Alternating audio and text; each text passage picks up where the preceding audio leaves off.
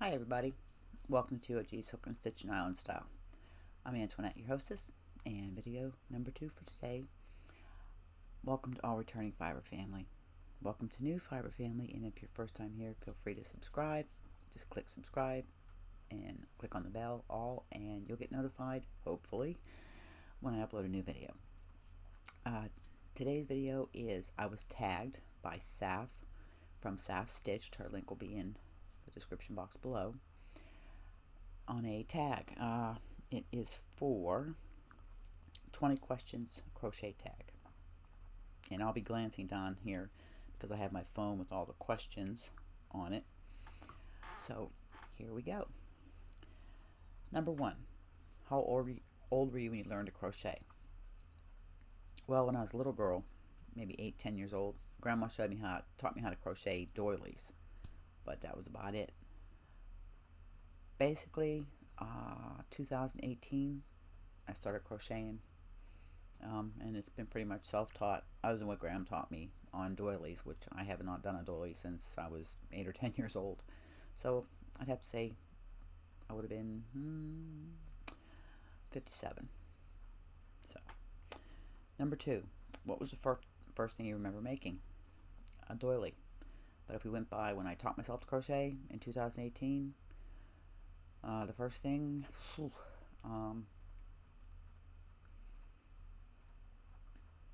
I don't remember. I think, well, I crocheted the Lotus Mandala Duster by Moral Fiber. I crocheted some shawls. That was about it. 3, the make you're most proud of and why. Crochet wise, I don't know if you can include Tunisian crochet. If I had to say Tunisian, it would be the elf coat by Moral Fiber that I frogged, and it's not because I didn't like it. It was just too big, so it's going to be redone. If I had to say crochet something I'm most proud of, oh gosh, there's 2. One was the mosaic sampler I did with Courtney from Fiber Fox Studios, Butterfly Lane patterns, because it was the first time I'd ever learned to mosaic. I was proud of how it came out. In fact, I sent it to her. The other thing would have to be, I guess, my Lotus Mandala Duster. It was a gift I sent my sister. Number 4, what is the oldest yarn you have in your stash? I actually have some vintage that was given to me, Windtuck ombre, and it was from the early 70s, back when Ames was still in business. So that's quite a while. Number 5, knife or pencil grip? Both.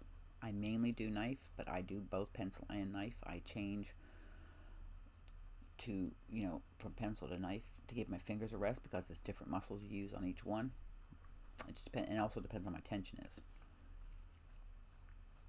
Number 6, do you prefer Boy or Susan Bates style hooks? I'm a Clover girl. Throw in there my luxury hooks from Brian Nelson Tyler, that are my luxury hooks, as I call them. But if I had just like my everyday, Clover is my favorite, which I think would be closer to a boy hook. I do have a few Susan Bates. That's an inline hook. I've used it on projects, but sometimes it's which hook do I grab? I have Omi hooks. I have generic hooks. But if I had to pick one, it would be Clover with the boys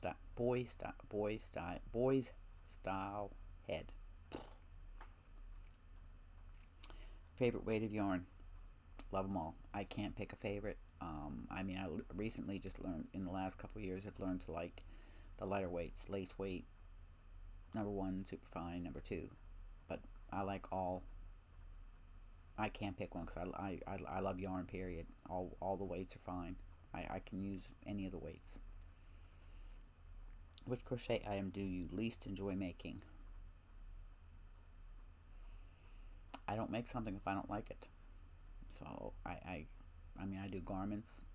I used to not like blankets. Now I like blankets. Um, I guess if I had to pick one, scarves. I'm not big on scarves. That's probably the least thing I make, scarves. What is one crochet item you have yet to make? Crocheted socks. I haven't crocheted socks. Pretty much everything else I've done. Cardigans, sweaters, blankets, shawls.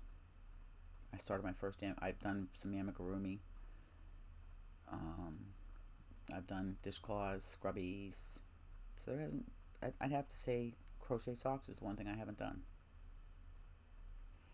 What's my favorite crochet? Describe my color palette. That's easy. Colors of the ocean. It's colors of the ocean. Number 16. What is your favorite crochet hack? Gosh. I've watched so many videos on crochet hacks. Probably, crochet hacks. I just recently saw one I thought was rather interesting, and it said, was I chain one short, and it shows you a way to, when you come back, finish your row, to go down into the starting chain and add an additional chain with stitch. Maybe that's my most recent one I saw. What are your thoughts? And this is number 17. What are your thoughts on crochet being a trend and companies mass producing it? You can't mass produce crochet. You can mass produce knitting. That can be done on a machine. But nothing, whether it's knitting or crochet, the love and time we put into our projects, that can't be reproduced. If they are mass producing, as in paying somebody to crochet these items that they sell cheap at your big box stores and your online places, I hope they pay them a decent wage, which they probably aren't. So that's feature a pattern designer that you like and highlight one of their patterns. Crochet. We're on crochet, not knitting. So crochet. It's got to be Courtney from Fiberfox Studios. I mean, I have a bunch, but if I had to pick one, it would be Courtney, because I love her mosaic patterns. Her tutorials are phenomenal. She has a great YouTube channel, which, by the way, will be linked in the bottom. But yeah, it'd have to be Courtney for mosaic. And then, I mean, I've tested a lot for Stephanie Aaron. She's a good Canadian designer. I have to say her Pretty in Pink sweater that I did was probably my favorite. Moral Fiber. That was the elf coat, the priestess coat that I've done. The Lotus Mandala duster I did. All her projects I've done of hers have been big coats. So that would have to be probably some of my favorite designers. I've tested for a lot of crochet designers, but those few are off the top of my head are probably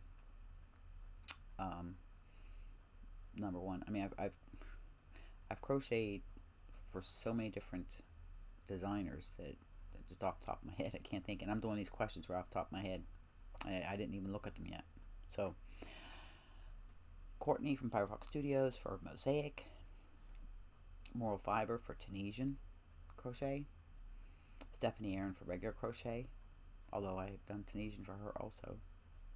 Oh, I know, one of my favorite patterns was by Johanna. I can't remember her last name, but was the Hedwig the owl shawl that I did. That is on its way to Lisa Ladybird. So there you go. Number 19, what's the next pattern you want to make? The list is endless. It's endless. But if I had to say, in the blanket area is one of the patterns from Johanna Lindahl, from Hooked on Sunshine. Is it Johanna Lindahl? No. Hooked on Sunshine. Vanessa Smith, I think. Whether it's a blanket. It's either the Phoenix, the Atlanticus, or the Liliana. One of those blankets. If it's a garment,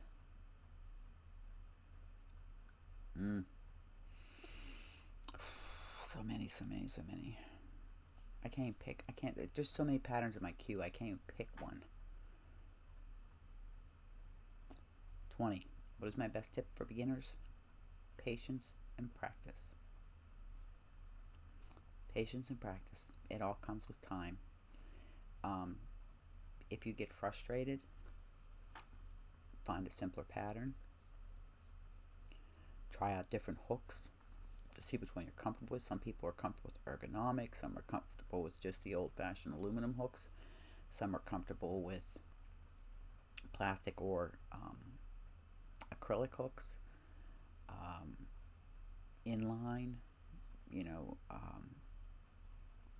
there's so many different things to consider if you're just starting out.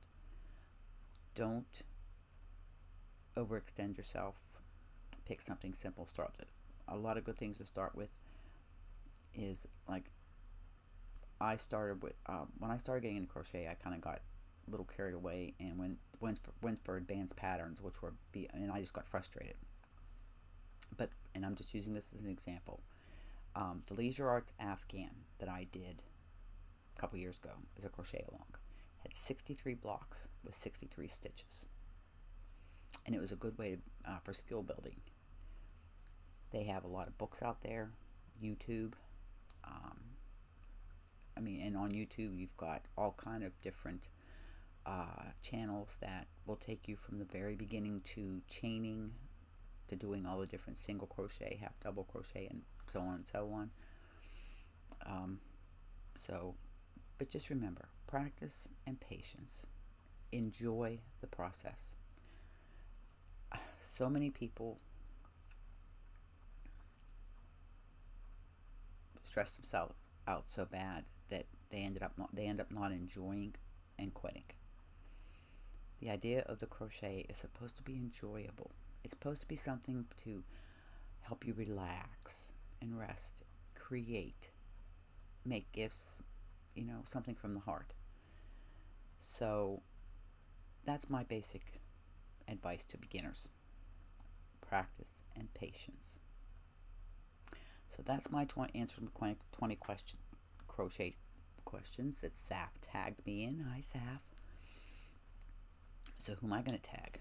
I'm going to tag Courtney at Fiber Fox Studios.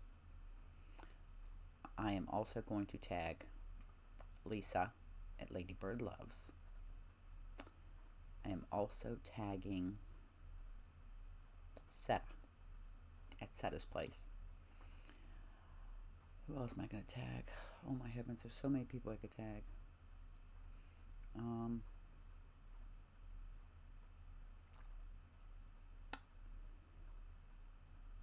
I'll put those in for now, and if you're watching this and you're a subscriber, Fiber family member, or another creator, tag you're it. You can answer your questions in the community tab on my channel, and if you want, I can share it with people. When you do it, just let me know yes you can share it, or no, I just wanted to answer the questions. So that's about all I have for now. So we'll get this one uploaded. The other one's done. It's processing. So remember, hug, smiles, and happiness. Pass it on. Make the world a better place. Give that person a lift up. Make them happy. Make them smile. It doesn't take any money. It takes a little bit of time. You'd be surprised how good it comes, and it comes full circle back to you. When you're feeling down, maybe that person will be there and they'll cheer you up. So say bye for now from Deer Island in the Bay of Fundy, New Brunswick, Canada. Catch you in the next video. Bye for now. Love you all.